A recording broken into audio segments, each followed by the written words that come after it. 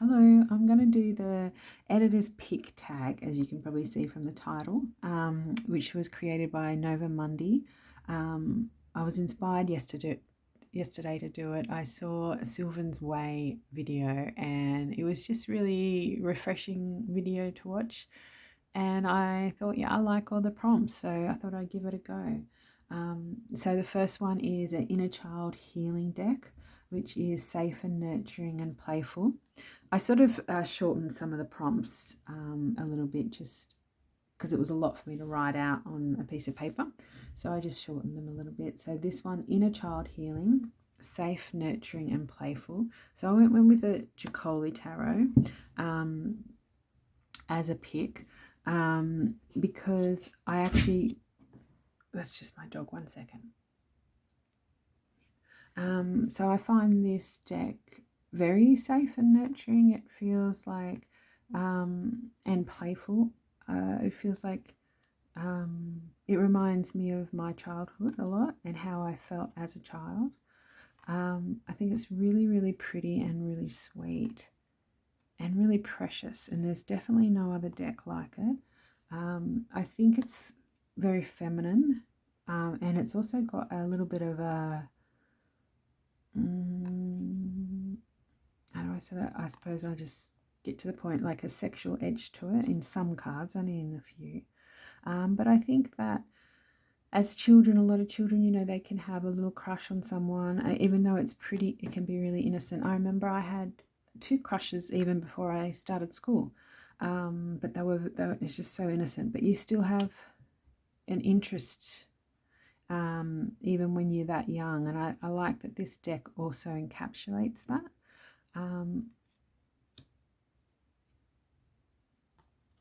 And I do feel, I suppose it's safe in the way that it all just feels really homey as well and fantastical, and it takes me back anyway to myself when I was young. And when I mean inner child, I would say anything around coming of age and younger, like anything sort of puberty and before and a little bit after it.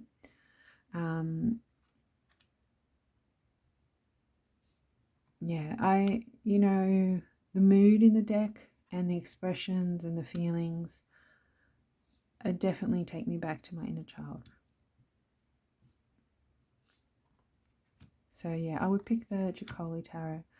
Some people don't actually think of it as safe and nurturing. I've heard like there's too much of that edge to it, but I think it encapsulates for me that part of me that was like that, and it was very real and expressed it in such a beautiful way too. So I would choose the Jacoli for an inner child deck for healing. Now the next prompt is shadow work.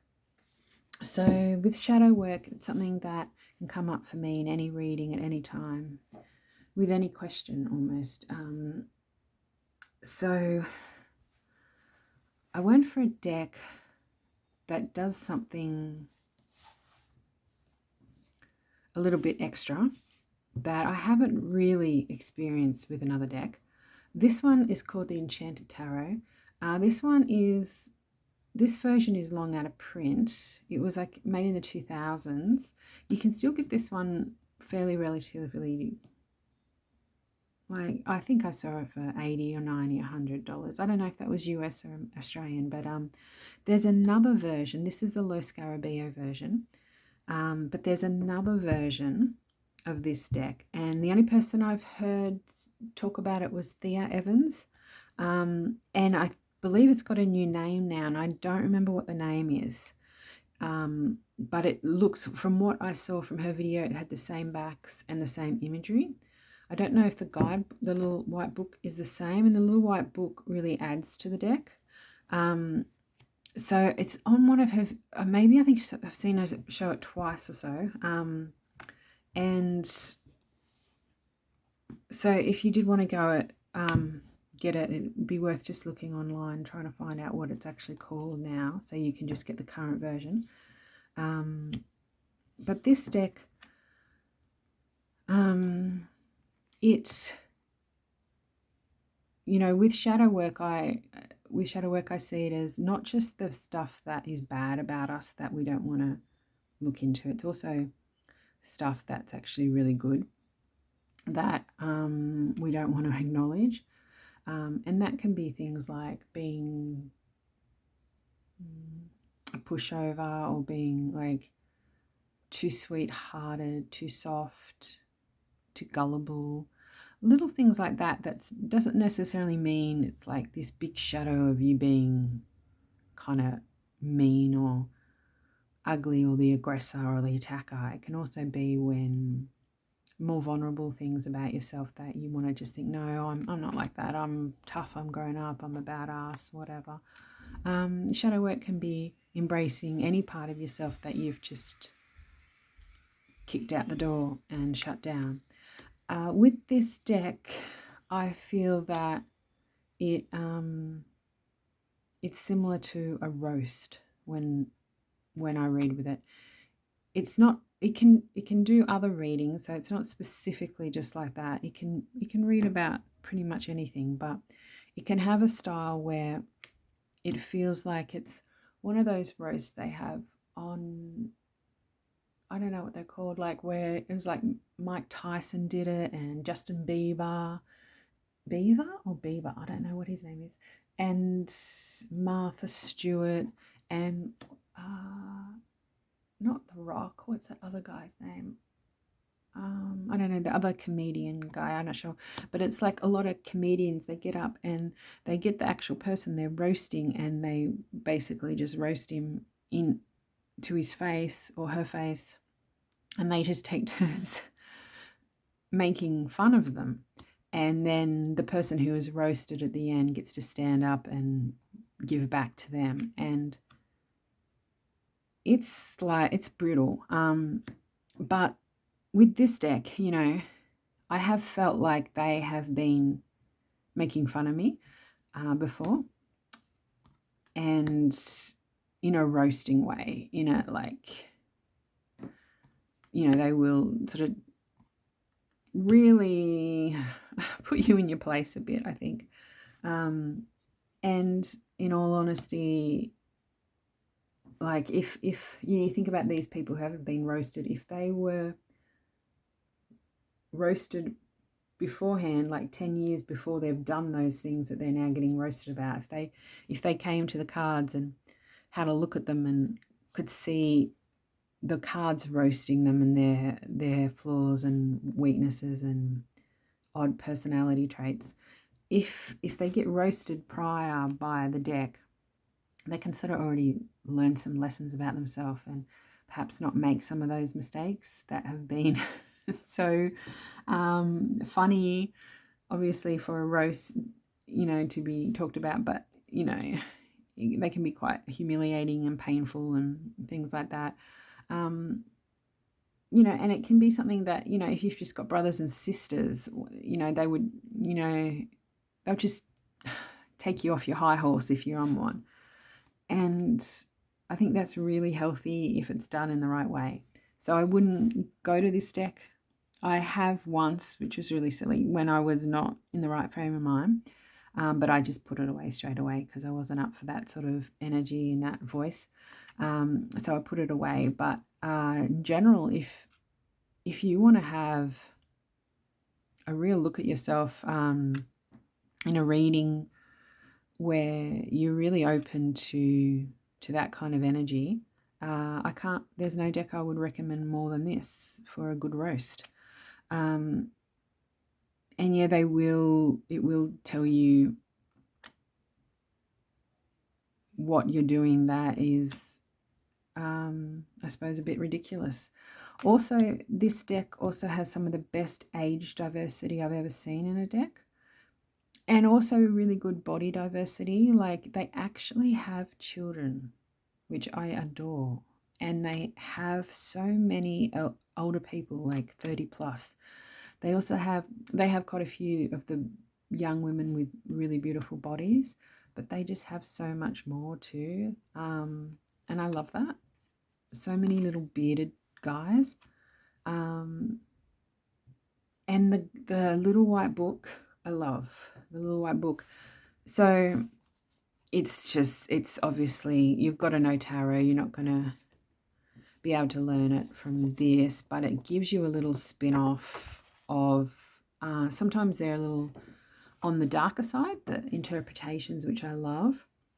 Like, for example, I'm just looking here, 7 of Wands, which is this guy. That's funny that came up, actually. 7 of Wands. So if you look at him, he looks like he's about to throw a slingshot at a bee, and he's just lying around doing nothing. Licking his lips, basically. And then when you look at what it's written here in the little white book, Lord of Value, he mainly dedicates himself to absolutely futile and insignificant things. I remember I liked if we can find water. So how do Queen of Chalices, Queen of the Abysmal Thrones. In spite of her gentle ways, she doesn't enjoy doing things for others. I love the smirk of this deck and sort of the spite that can come through in a lot of them are sharp. Some of them are just pretty bland, and like the Empress, many actions seemed aimed at increasing vanity. But then the High Priestess gets off with a fairly non-benign description, the source of incredible intuition, invention, valuable advice. But some of them are really sharp. Strength. Unfortunately, we often dedicate ourselves to empty activities. The Wheel, I love this one. It aims at obtaining maximum benefit from the doubts of others. Because, you often see the wheel and you see the people on the wheel and you see the guy at the top, and like some people, when they're at the top, they're willing to be there with a sword to cut off your head if you're coming up to dethrone them. So, I love that take. It's not just always, oh, good luck is coming your way, that sort of thing. So it's edgy. It's really, really edgy. Reading this for others would be really challenging, I think, because of the messages that would come through. I think I would just warn them straight up, like the things that would come out of my mouth. If I read this for someone else, I'd have to warn them beforehand and like let them know it's not me. With saying this, it's the deck and me reading the deck, and that it's, I think, spectacularly brutal. I love this baby. Look at him. He's adorable. And reading it for myself, I'd only ever read it when I'm up for that, and I'm up for that sort of perspective on the situation, and that I think it's actually really valuable, but to be roasted before time to really get a different view of yourself. So that is the Enchanted Tarot. So you can still get this version out of print. It's not crazy prices, but there is another version, like I said, and I don't know what it's called, but it is on Thea Evans at YouTube video, and I think I saw it maybe 2 years ago, but I don't know what it's called. So there's that. The next prompt is deity work. Oh yeah, so for that I've got the Raven's Prophecy Tarot. So this one I chose because it is actually one of the ones that I find easiest with deity work to use. It feels very, very magical, very witchy. I like the simplicity in the images. It's not overwhelming, and I feel that it can slow you down, and everything can space out, and you can go to that quiet, still place where there might be communication between you and the deity. I also like that it feels like you're in the dark and there's light in the dark that feels really energized and vibrant. See how it's like that? It's like you're in the dark woods, but there's a pulse and there's warmth and there's something you can pick up on. there is energy here in the dark. And I suppose that's how I feel when I'm talking to either beings that aren't humans, beings that are, you know, the dead, the gods, the deity, ancestors, anything like that. Yeah, it is the warmth. I always feel safe with this deck too.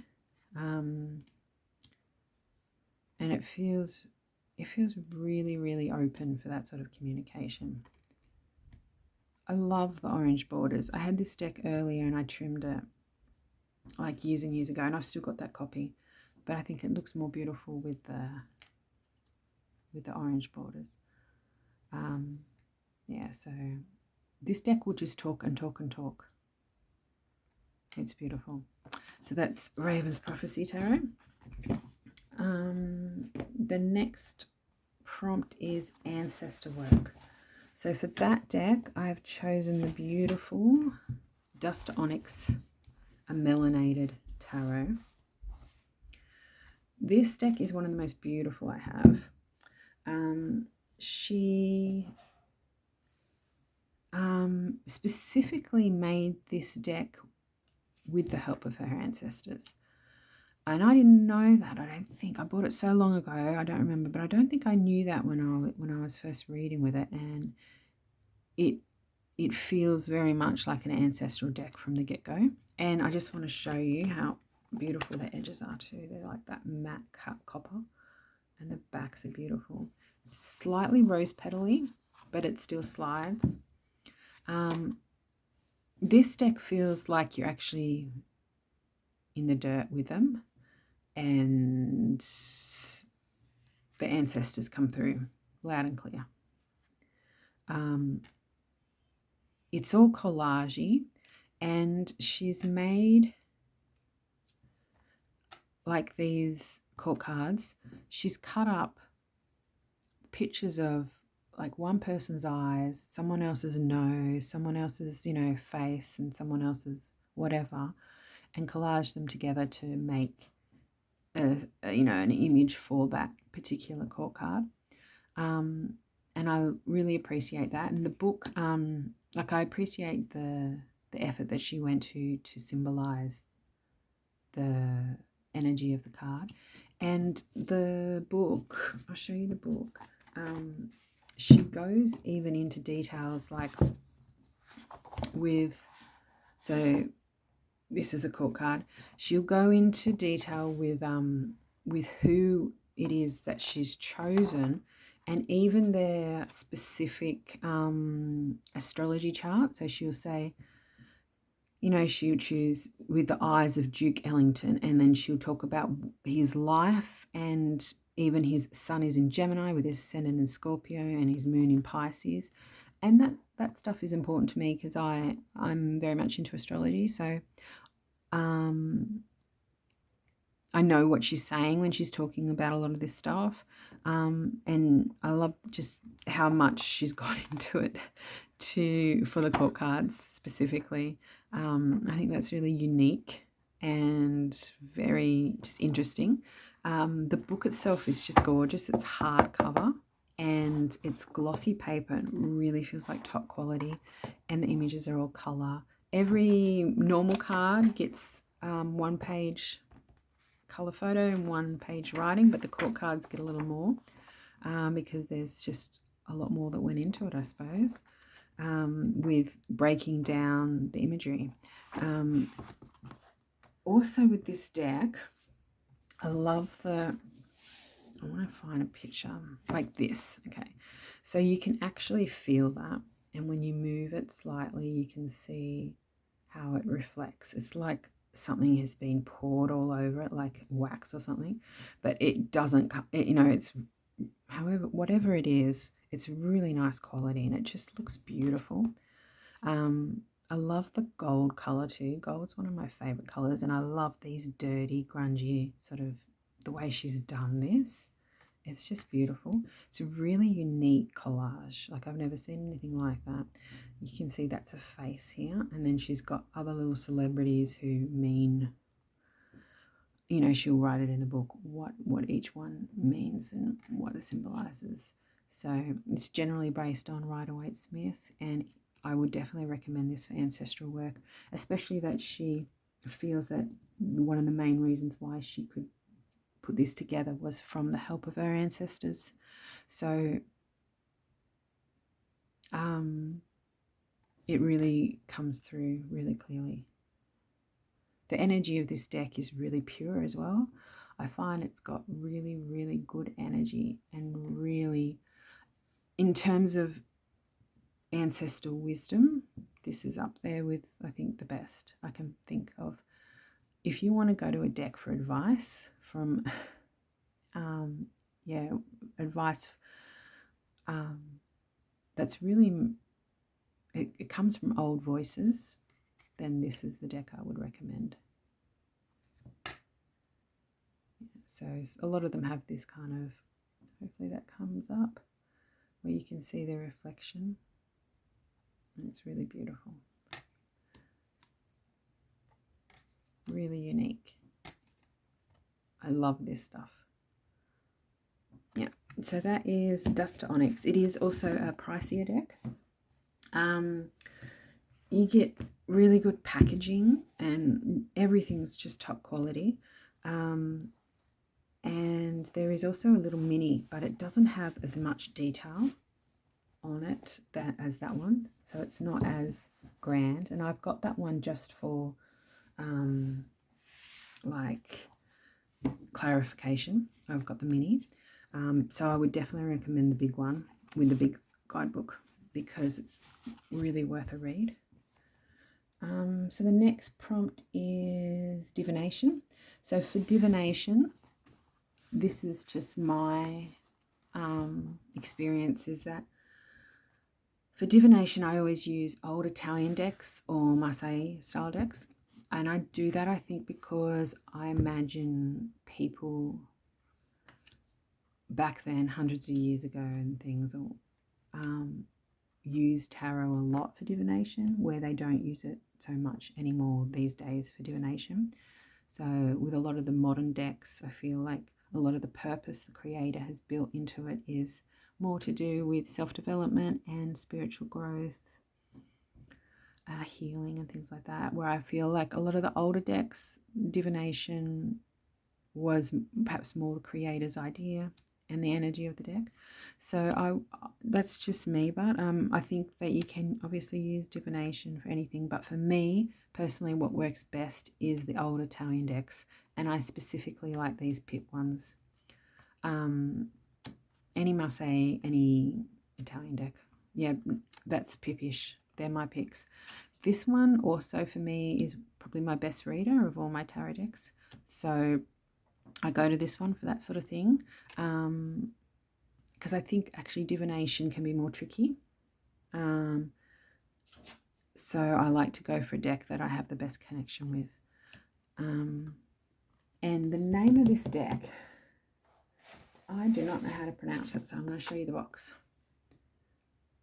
I learnt once and then I forgot, and then I went back to the one video or something that I've seen them, or the two videos or so, where they know how to pronounce it and they pronounced it, and I tried again to memorize it, and I just keep forgetting it, so I don't bother anymore, and I just call it my deck.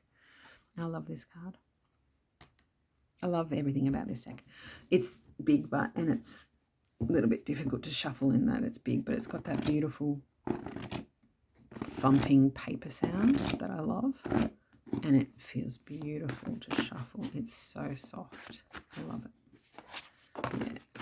One day I'd like to get a really special bag for it, so that it fits well in a bag.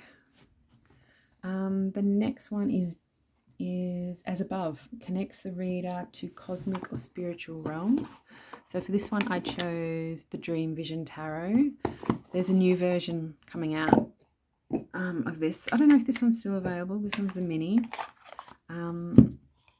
But yeah, this one is very cosmic. I love it.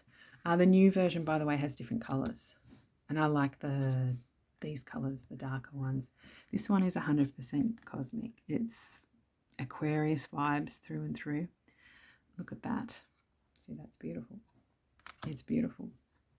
It's got such an energy to it, such a life force, good energy, really good energy. It's absolutely beautiful. I think she just tapped into something absolutely beautiful when she made this deck. She's also a really lovely lady. I just had a little bit of a chat with her when I was ordering the deck, because she had to open up shipping to me because I'm in Australia. And shipping was long, so she just thought people wouldn't want that, and she opened it up just for me, which was really nice, and then closed it again. I would love the bigger version of this, but this one's still so good. And the sun. Yeah. So this is the second edition, the mini. And yeah, now the third one's come out, which is different colours. But it is very cosmic, and yeah, if you want to talk to aliens, if you want to talk to planets, if you want to talk to asteroids, if you want to talk to the cosmos, then I would recommend this book, this deck. Yeah. Okay, so the next one is So Below, Grounded Real World Readings. So for that one, I sort of chose two, I don't know. So we've got the Far Out Tarot by Gabby Angus West. This deck is still available as far as I know. She made the Bonfire Tarot, she made the Weird of Sarah Howard and Tarot Avatar. This deck, for me, it's very grounded in that it feels like a family deck, like one that you would read for about your family or about real day-to-day things like work as well. I feel in some ways that the lack of colour in some ways just removes drama from a situation and calms you down a little bit and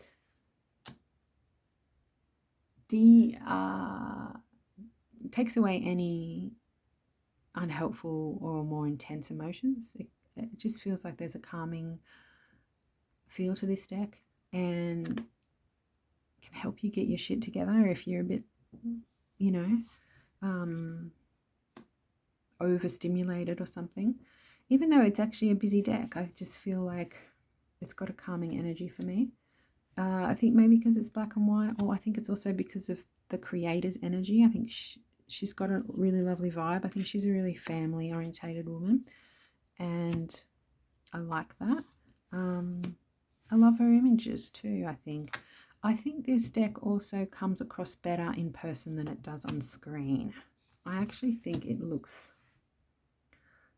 a little less interesting on screen, and in person I feel like it connects to me in my heart chakra a little more than it does through the screen. But I think that if you were to like mix it up, like I didn't go to a lot of trouble trying to find a perfect pair, but if you were to use something like the Archetypes Tarot with this deck, it gives it just a little bit of colour and can lift it up a little bit. So let's find a good card for it. Hang on, I don't have enough space. There.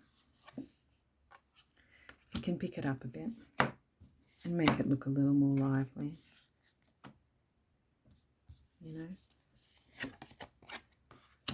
So, yeah. But in terms of bringing you down to earth and remembering what's important and what you should be focusing on, what's going on and things like that, this deck is great for that. Yeah.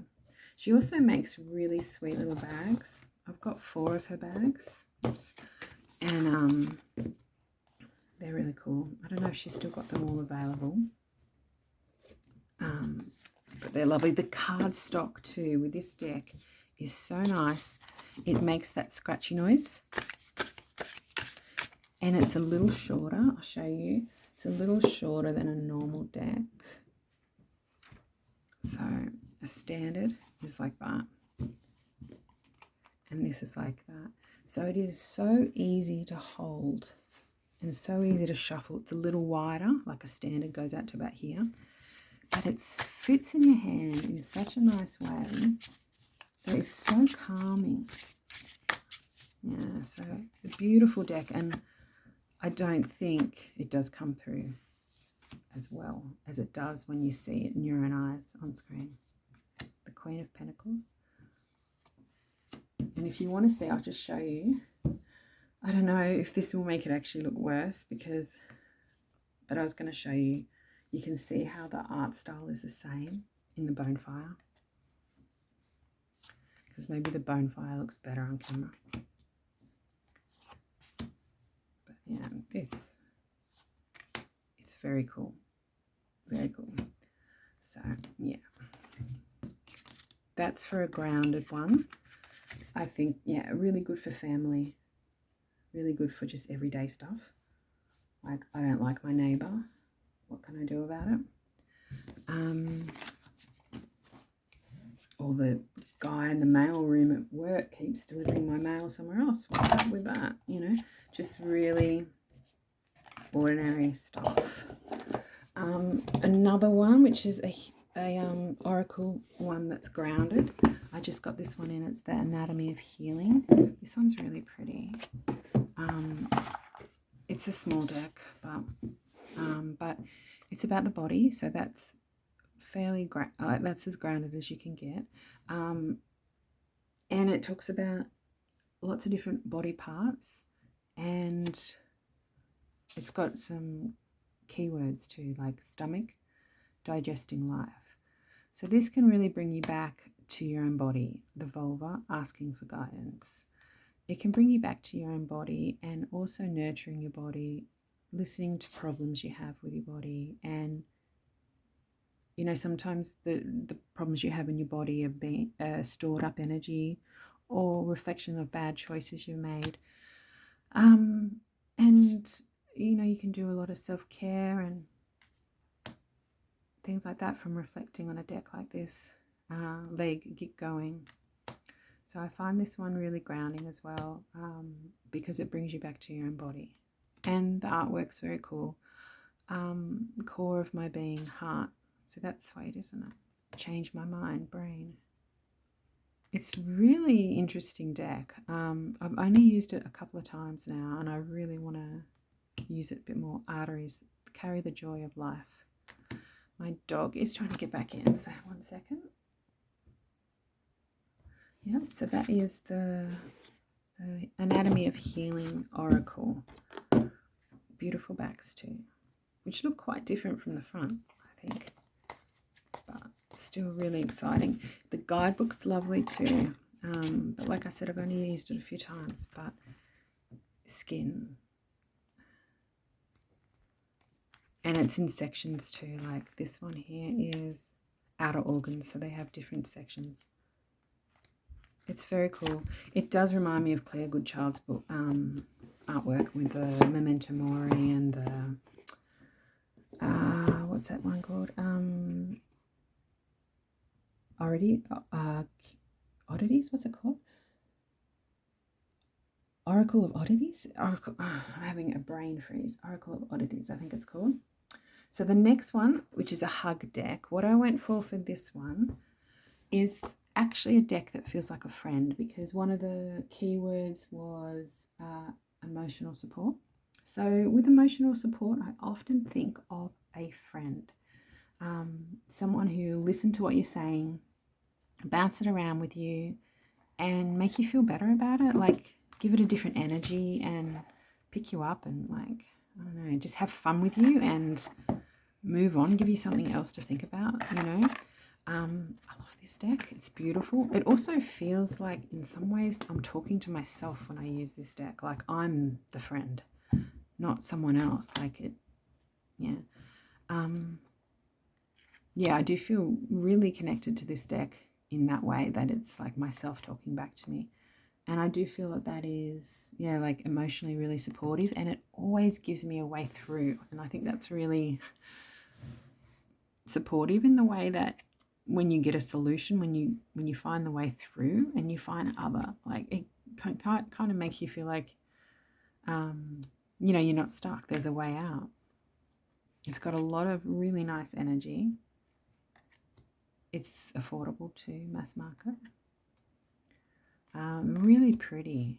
And I think that brightens me up a bit too, that it's that pretty. So it's really uplifting. It feels like an air deck to me. Like there is a way through, and it's not fire. There's a way through, and it's air, I feel. And it's considering all aspects. It's not shallow. It will get you through. It will get you through. I love this deck. Like this deck, you can do a massive, massive reading with it. Like I feel like I could just use the whole deck if I want to in a reading and just talk and talk and talk. And I feel like it does have Libran energy, and I have a lot of Libran energy. I've got, I think, 3 planets and my North Node in there, as well as Mercury, which is communication. So, and the Sun, I've got the Sun. And I feel like this, it's got that Venus energy that, you know, that rules Libra. Yeah. And it understands people. So for emotional support, look at that. Knight of Cups, it's a heart. I've got to shut my door. 1 sec. So that's one deck, the Tarot of Mystical Moments. And for the other one, I chose for the the same reason, as in it feels like a friend. And it feels like an aspect of myself. Like, almost like, what am I like as a friend? Or I'm just being a friend to myself, you know. This is one of Gabby's bags, by the way, Gabby Angus West. It's one of my favourite. This deck here, I think it's called the Haunted, what's it called? Haunted House Tarot? Haunted House Tarot. Sasha, what's her name? She's a really lovely lady. She's written heaps of tarot books. I've got, let me see if I can just see one. I can't see it. Sasha Graham, I think her name is. But this deck, also, I feel like it's like a female friend who gets you and is in the situation with you right there and then. And she'll go through it with you, sort of thing, like, or you're there together, you know. And I find that's like emotional support when you've got someone with you. Totally understands it. It's got a lot of emotion in it as well. And you can just feel disappointments and hopes and happinesses and desires and all sorts of things, and letdowns and struggles and freaky shit like this. You know, and look at this. That's 2 friends at a bar. Temperance. And look at this one, the Justice card. She's like it looks like she's deciding who lives and dies, or, you know, she has to weigh out the medicines just to get it right. And then the Devil. It's a very emotional deck. Chariot. Like, where are you going to go? What are you doing? Are you ready for it? Queen of Wands. That's just the Queen of Wands. It's beautiful. And look at this. The 2 of Pentacles. It's very cool. Very warm deck. Very easy deck to connect with. And I like Sasha Graham a lot. She's got some like YouTube series out now where it's like all about ghost stories and stuff. Yeah. But she's written some really big books on tarot. I think I've only got one of her books, but so that was a hug deck, wasn't it? And the next one is the feel good deck. Uplifts, encourages, and energizes. So I chose Wisdom of the Pooh because feel good deck, yeah. So with this one, number 1, the shuffle is so good. The edging, I love the yellow. You can pick yellow or gold, and I went with yellow because it reminds me of honey, which reminds me of Pooh. I love this deck. It makes my problems feel so small when I read it, and it makes me laugh about them, and it makes them cute.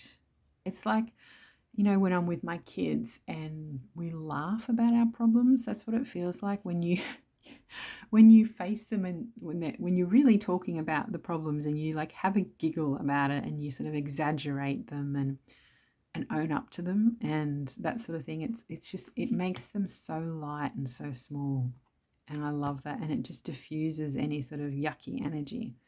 So the shuffle, but the noise, it's like that. And they're soft and they're papery and they're linen. It's just the weirdest combination. It's so pretty. But this makes me happy, this deck. I remember my son was like talking to me about poo, because he loves poo too. And he was telling me an expression Pooh said. I can't remember if it's this one, but he was saying, I can't remember exactly if it was this one, but it made me just remember how much I love Pooh. And we went and watched the movie together in the lounge room. The one with Ian McGregor, where he's an adult and he goes back to visit Pooh. And then Pooh and everyone comes into his world and creates a muck. And but I think the expression was something like, if you want to get, what is it? If you want to go somewhere new, you have to leave where you are. It was something like that. It was so simple. But he said it in his own cute, really cute little way. And it just made me think how simple that was, but how wise it was. That you actually just have to get out of where you are to go somewhere new. I'm not doing it justice because I can't remember how the exact way he said it. But he said it in a Pooh way, and it was so cute. Strength card. Yeah, Temperance. It's a beautiful, beautiful deck. So that one I find feel good, because yeah, it really does make my problems feel really small, and it absolutely puts a smile on my face, and it makes my problems feel so small. And yeah, I think when your burdens just sort of dissipate a bit, it definitely makes you feel uplifted. So for the next prompt, most versatile, I chose the Alexander Daniloff Tarot. This is something I use quite a bit on my table. It is one of the best clarifying decks there is for me. I've got probably a good 5 or 6 or so of these kind of decks that are Rider-Waite-Smith based, but they're not clones, they're not copies, but they're really, really easy to read. And this deck is just straight up, you don't have to sit and wonder what the answer is, what it means. So versatile, and it can do anything. So if I'm unsure what deck to use, or I just want to go at a specifically challenging or difficult question, I'll go for this one because I know it's such an easy read. Yeah, and to clarify any deck, that if there's a card that comes up and I know there's a lot more to it, I can use this one. But it's a great read. It will read anything. I think a lot of those Rider-Waite-Smith ones have got a fresh perspective, but they're still just so Rider-Waite-Smith true. I think those decks read really well, and I love this full card. The colours are gorgeous. There's a lot of movement and energy and expression, and it's not in your face, and it's calm. It's just got enough quirkiness. I love how all these body bits look like they're attached with screws and stuff. Yeah, it's very cool. So that's the Alexander Daniloff. I don't know which edition I've got. There's quite a few out. I think the first 2 are big, and then the third and maybe fourth are smaller. I'm not sure. Yeah, what actual edition that one is. So most inspiring, I went for the gorgeous Ritual Tarot. This tarot makes me get up off my butt and get shit done. It just really inspires me. It really makes me think, all I've got to do is actually just get up and do it. And there you go. It feels like an Aries to me. I've had really good Aries friends in the past. You know, and in the present too, I love the Aries energy. There's an aspect to it that I really like anyway. and I feel like they, you know, the fire in them is wonderful. This card, unfortunately, I lost the King of Swords, and I'm having to use a title card to replace the King of Swords, and I'm actually thinking of getting another one now, so that I have the complete deck, because it's really, I've just been hoping it turns up somewhere, but I looked through all my decks that are bigger, so this would fit in it, but I couldn't find it, so I don't know where it is. I did a reading to ask where it was, and the reading, it didn't sound good. It sounded like it's lost. It was like the 9 of Cups, the 8 of Cups, and the Tower, which basically said you'd had a glass of wine, it went away in a moment of flurry, like when you're tidying up, you know, and just probably got thrown out in packaging or something when I was opening a deck, or something like that. I don't know, really sad, but yeah, I think it must be meant to be, because it's the strangest thing, because I never lose cards and I never lose guidebooks, but years ago when I first got this deck, I actually lost the guidebook as well, and I've never lost a guidebook before, ever. And yeah, it's strange. So maybe it means like I'm, you know, it's good to buy the deck again, so I have the guidebook, and then maybe the King of Swords will turn up then. I don't know, but I'm really bonded to this deck, and I love this deck, and it's also one of the old ones, so it'd be hard to. I like this back more too, the old version of the back. So, but this deck is absolutely beautiful read, and it does definitely inspire me to get moving. It's just like I can't use it almost without just getting ready to do something. So, like, it's so cool. It's a beautiful deck. I love the shuffle. It's a sexy, satiny feeling. I love it. I love the box. This deck, I think, is one of those ones where maybe you love it or you hate it. I don't know, but I'm in the love camp with this deck. So the next prompt is what are we up to? Good for beginners and good for professionals. So for this one, I actually chose just a basic Rider-Waite-Smith deck. So for beginners, I would recommend this deck, or any true Rider-Waite-Smith deck, because there's just so much books going into great detail about the deck. It's also one of the most popular, and I think really easy to read with. So that's why I would recommend it to a beginner. Yeah, and I would also recommend it to a professional, because a professional reader of tarot, I think, ideally they should know tarot, and ideally they should have studied, not necessarily all 3 systems. Like if they're just an expert in Thoth, then that's great. They can be a great Thoth reader. But I would recommend to a professional reader, you know, one of the 3 systems. If they were a professional reader and they were charging, I don't want someone, like if I was to pay for a tarot reading, I don't want them to read it just like an oracle deck, where, you know, I want them to know the major systems sort of thing. I want them to be learned with tarot if I'm paying for it.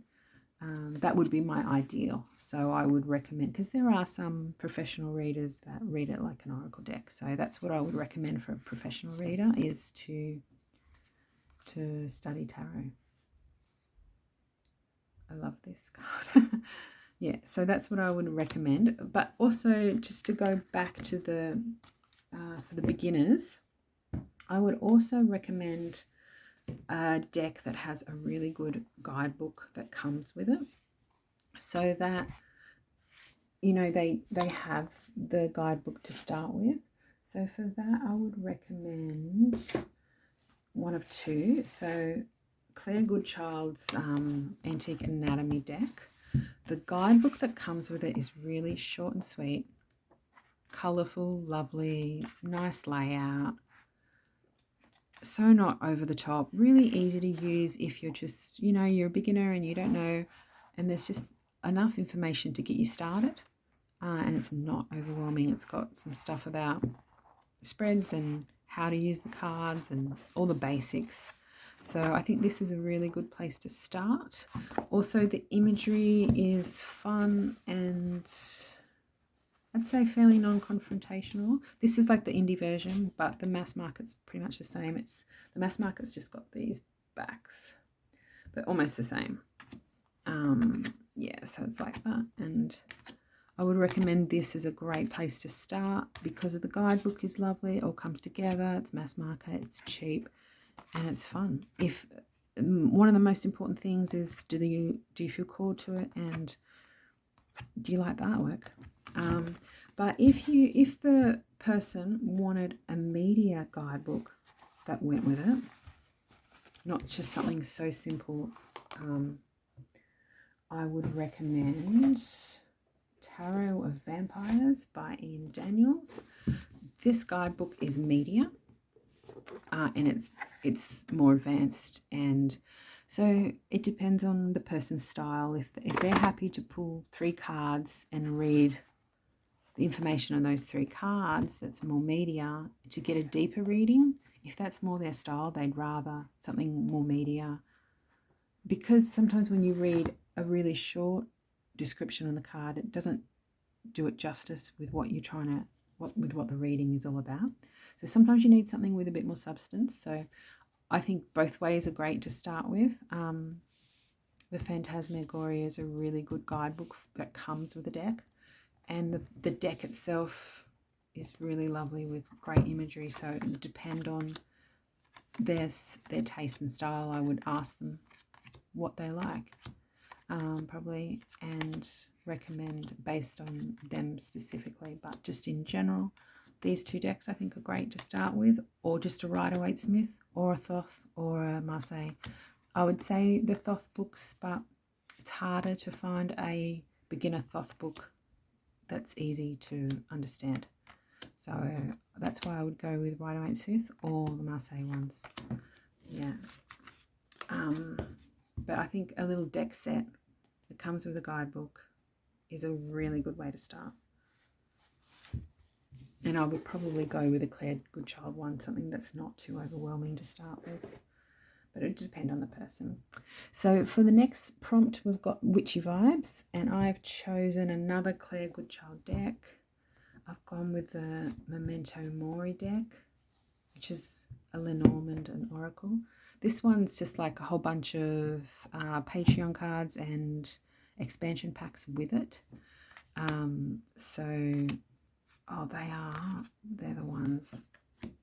Okay, Dora. That's just extra cards.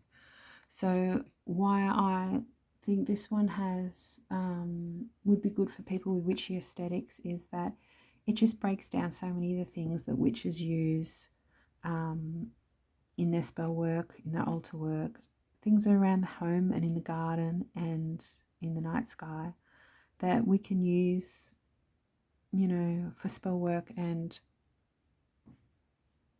for signs, and for readings as well. Like, what do you put in your trunk, Is it treasures? Is it old belongings? Is it stored things that you've forgotten about? Is it valuables? Smoke. It's, a really quiet deck, which I appreciate as well. There's a lot of variety. If you want to get all the expansion packs as well, there's just a lot of variety. Sometimes you just keep getting cards and you're like, oh, I forgot about that card, because there's so much there. So I love this because I like it because of the simplicity and the calmness. And in honesty, with a lot of us who do practice like witchcraft, a lot of our tools are really simple.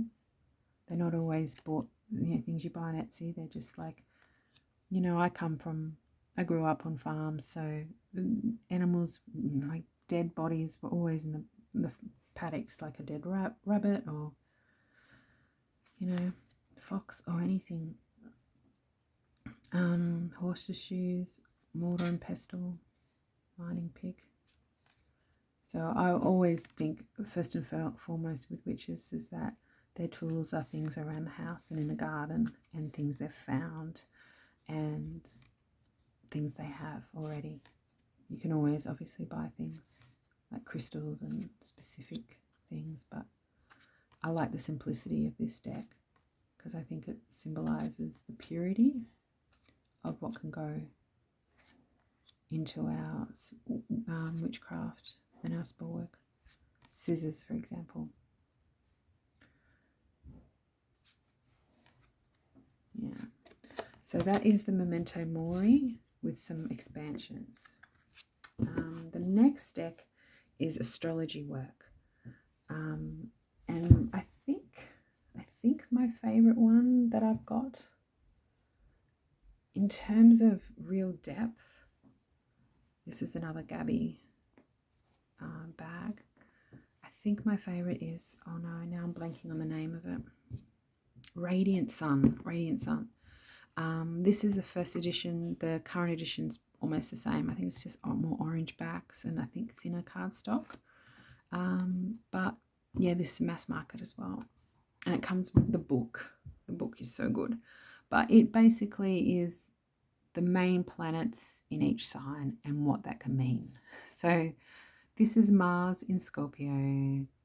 And you've got a dude who's obviously kind of pissed off and cut someone's head off. Maybe because some cheating was going on, you know. There's fire.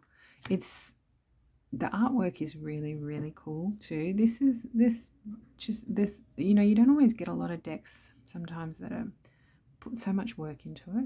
Exaltation, Moon in Taurus. And this deck is definitely well thought out. Venus in Sag. And really, it can be really interesting to use. The guidebook is lovely. It just breaks down the sun, it breaks down Taurus, and puts it together and tells you all the things that Sun in Taurus can mean. And, you know, it can give you a lot in your reading. The artwork's just gorgeous, but there's really no boring cards. Resistance. And, you know, I am familiar with all these energies, these signs, these planets. I'm forever studying astrology. Yeah. And if you want to, by the way, I just recommend Chris Brennan's podcast, the Astrology podcast. That's a great place to start if you're interested in astrology. There's a lot to it, and there's a lot of astrology and tarot as well. But when I do tarot readings for regarding astrology all the time, regarding my birth chart and regarding transits, like I'm about to have my Jupiter return very soon, early in July, and I've looked at my Jupiter return chart and I'm breaking it down now, like, because I have a Uranus-Venus conjunction on my Jupiter return chart, and I'm just looking into how that can, because the Jupiter return chart is your Jupiter return chart for the next 12 years. So I'm breaking that down now.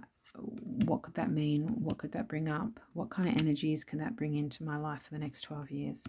So for that, I specifically use just tarot and oracle. I don't necessarily use this.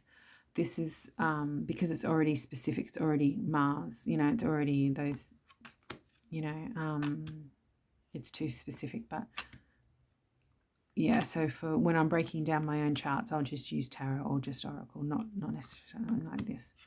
But I just wanted to bring this up because it is a really good astrology chart, oracle. Yeah, and the guidebook is what makes it so good too. Yep, so that's all 15 prompts. Thanks for watching, and I hope to see you again soon. Bye.